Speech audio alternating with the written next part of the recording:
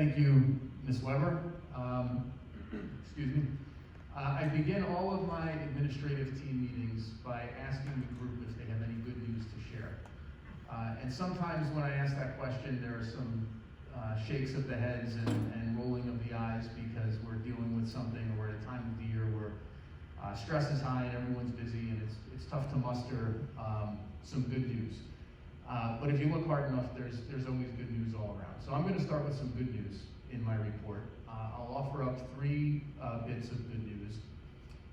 The first is that a month ago, I wasn't sure we were going to open schools at all.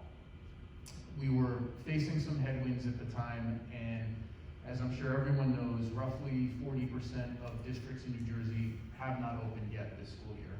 And those 40% of districts serve the majority of students in New Jersey. So the majority of students in New Jersey have not set foot into a school building yet this school year.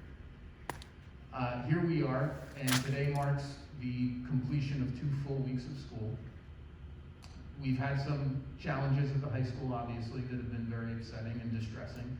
But 5 of our 6 school buildings have been open for 2 weeks now. And they serve about 2/3 of our students, 2,600 or so students. So that's an accomplishment. And it's been heartwarming for those of us who've been able to go into the schools to see students and teachers and other staff members. It definitely is wonderful to see kids back in schools. That's the first bit of good news. Second bit of good news is we do mark 2 weeks today, and to date we have not had a staff member fall ill. That's critically important because, as we all know, COVID-19 is more likely to result in serious illness for older folks and for folks who might have underlying health conditions than it is for younger folks. And because if we don't have teachers, we can't operate schools at all, period. So it's critically important that we do everything we can to keep our staff members safe and healthy.